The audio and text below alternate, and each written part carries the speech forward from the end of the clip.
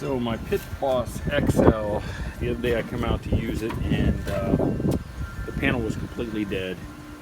So I knew something electrical was going on. I tested the plug on it, plugged something else into it, making sure that it wasn't the plug. So figured it must be the fuse. So to get to the fuse, you actually have to go to this bottom area, and there's 2, 4, 8 screws you have to take out. Those are the screws, that's the panel. And I think it's not just on the Austin XL Pit Boss, but on most of them, the fuse is actually inside on this back panel. And this is the back panel to the controllers. And that green thing right there is the fuse. So you'll have to snip that little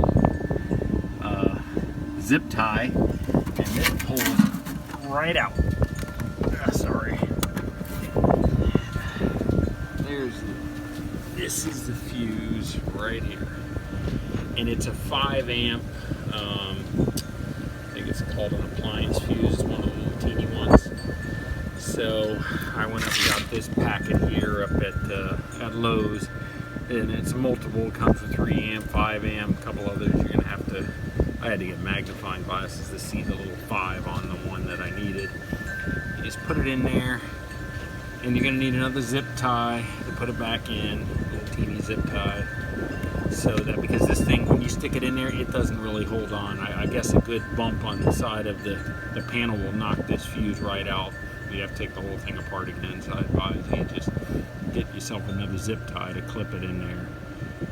And that's it.